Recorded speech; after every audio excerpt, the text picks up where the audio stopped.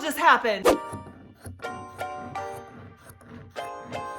I got a hole in my favorite sweater. Okay, it didn't just happen. This happened like a couple of weeks ago. And even though I know how to mend clothes and I know that it's really easy, you see that? That little hole right here? Yeah, right here, this side. Even though I'm like relatively good at mending clothes, it's simple, it doesn't take very long, I'm very demotivated to do it because my brain says, don't spend your time fixing old things, spend your time making new things. But the thing is, I really love this sweater. I thrifted it, I think it was maybe $13, somewhere in there. I wear it all the time. It's oversized, it's one of my favorite colors, and I have zero intention of just not fixing this. And today's the day that we're gonna fix it. It's a small hole, it shouldn't take very long, and like we're going into summertime right now and I don't anticipate wearing it, but I do want it ready for when fall and winter roll around. So I know if I don't fix it now, I may never fix it, so we're doing this. Welcome to my channel. In this house we craft in pajamas, let's get to it. In case anyone is wondering how I ripped a hole in the sweater, in my front entryway, I'll show you. I have like all this stuff, right? I need to get rid of it, it's mostly for my mom. I just need to take it up to her house, but there's this tiny pathway right here. And there used to be a lot of art on this wall. And how do we hang art up on walls? By using sketchy and tiny, almost invisible nails. Now, there used to be one right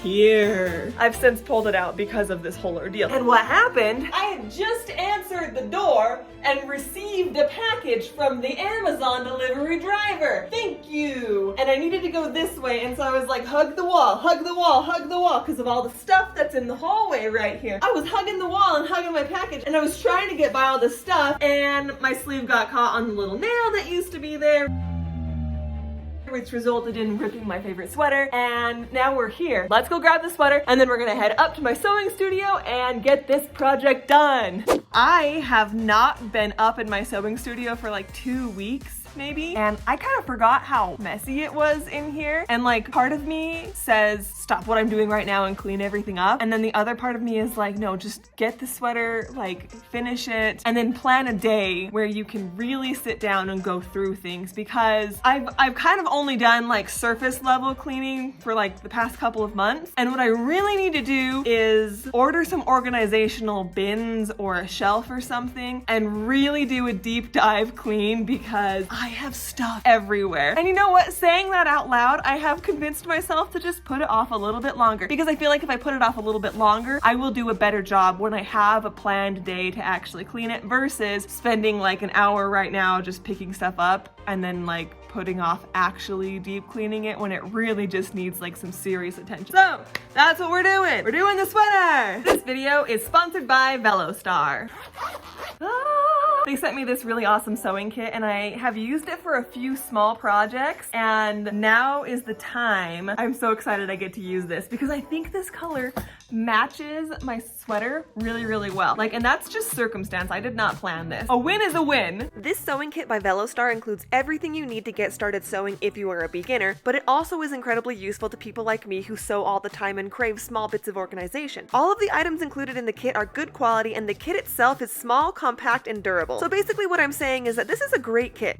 I've been using it for a few weeks now, and I am stoked to get to use it today. Here's my plan. I'm going to use exclusively the products in this kit to mend the hole in the jacket. And then I think what I might do is find a patch or an embroidery file on my embroidery machine to sew over the hole. But initially I will be just fixing the hole with the VeloStar kit. It literally has everything you need to fix a small hole or to mend a small tear in a garment. And that's exactly what I have here, a small but detrimental hole in the shoulder of my favorite sweater. It's got some fiber damage. I feel like if I left it like this for too long, the hole is just gonna get bigger and bigger, especially if I wash it by machine. So I want to fix it now before it becomes a bigger problem. Using just a few simple supplies from the VeloStar sewing kit, I've got a matching thread, a needle, and a pair of scissors. Heads up, the scissors are really, really sharp, like more sharp than you might be expecting, so be careful and mindful when using the snips. I used the little nifty needle threader to help me put the thread through the eye of the needle, and then I secured the thread with a double knot at the end. Then I started to close up the hole. The first round of stitches are kind of tight but not too tight, and loose but not too loose, you know what I'm saying? You want a good amount of tension to mend the hole, but you don't don't want the tension so tight to where you are puckering the fabric. And this is what I ended up with. Honestly, it's not bad at all. There are a bunch of different ways to mend holes in garments. This is just the method that I chose to use for this particular fix. As you can see, the inside looks just as clean as the outside, and that is a really good sign. Pro tip, put your supplies away in their proper place when you are finished using them. This is a practice that I need more practice at. Sometimes I do things like this and I'm like, why did I put this off for so long? This happened like 3 weeks ago and I just was like, oh, fixing it's gonna take so long. Guys, this took less than 5 minutes. Like, don't be that dramatic about it. Just mend your stuff. If it gets a little hole in it, if a seam rips, like, majority of the time it's not gonna take you that long to fix. And that is one of those life lessons that I will probably continue learning for the rest of my life because I just don't get it. You know what I'm saying? Like, my brain is just like, no, don't fix it. Like, go do something more fun or more impressive. I realize this, you know, it kind of looks like a little bit of a scar. I actually have a scar that looks just like this from where they cut out some skin cancer one time. That wasn't fun. But like, the mend on it isn't bad. I'm not mad about it. It was kind of a big gaping hole. Obviously, there are other techniques that I could have used to fix this with, but this is like the simplest needle, thread, scissors, you're done. No extra stuff. It's literally just sewing up a little hole. But what I do kind of want to do is use my embroidery machine to make a little patch to go over the hole that I just fixed. Part of me is like, find an Adidas patch and illegally download it and then use that on the side so it matches the hoodie.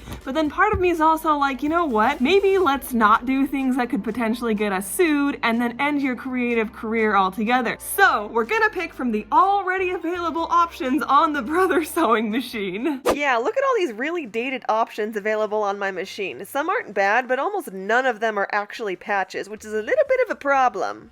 For some reason I kind of thought there was gonna be better options to choose from. Why do they all suck so bad? Do I just go to the internet and buy something?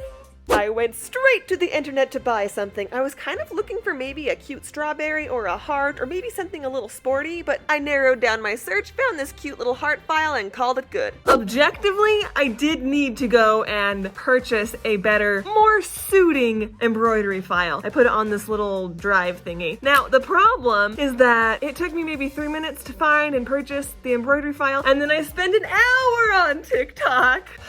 Oh well, it is what it is. Back to work. Struggling to put a USB drive into the port is a universal experience. Select the correct file, and then I had to pick a thread color. I went with white because the pre-existing logo and detail on the sweater are also white, and then I pretty much just set everything up to get going. I like to use felt as a backing when I'm making patches. There is higher quality felt out there, and I would prefer to use that than what I have here, but this is just what I had on hand, so we're gonna make it work. This little boy right here, what is it? The Brother SE 1900? This is a very cool little machine, and I haven't really used it all that much since purchasing it. I've used it to sew on, but I really haven't used the embroidery function, and I bought it for the embroidery function, and I am just stoked about it. Like this, look at that.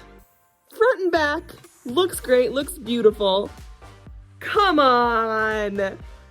All the doors in the craft world are like slowly opening for me, and I am so excited about it. Literally all I have left to do is cut the patch out. This is why I like felt. It's durable and it doesn't fray, so it's perfect for homemade patches. So now we have the patched sweater and the little embroidery patch that's just gonna go over that. I am fine leaving things like this. This doesn't bother me at all. I like the sign of worn clothing being mended and used again and again and again. If I just left it like this, it really wouldn't bother me. But I did want to try the embroidery machine out, and I'm pretty happy about this little heart. So I'm just gonna go ahead and sew it right on. And again, there are a lot of ways you can do this. This is not the only way. This is just the method that I've chosen because I want to keep it as simple as possible. I could have just cut out a white heart out of the felt. I didn't need to embroider it and then just like patched on the white felt over top of this. But for the sake of science and experimentation, we're here. I'm back to using the Velostar sewing kit to stitch the patch on. You guys, the absolute convenience of this kit is so nice. Usually I would have to dig through my supplies to find a needle, but the kit just has a bunch of them ready to go. I decided to sew the patch on using a back stitch, which means I'm poking my needle up through the sweater and the patch and then poking it down through both layers where I pulled it up. up. Then I poke the needle back up through both layers, but a little bit more in front of my previous stitch, and then down again back where I came up. You just repeat that around the whole patch, and you can make tiny stitches or space them out. It's up to you. But like, check out how adorable this little homemade patch is. It's got that homespun feel to it. Like, it's just adorable. I just might need to embroider a bunch of patches now that I know I can. We did it! Honestly,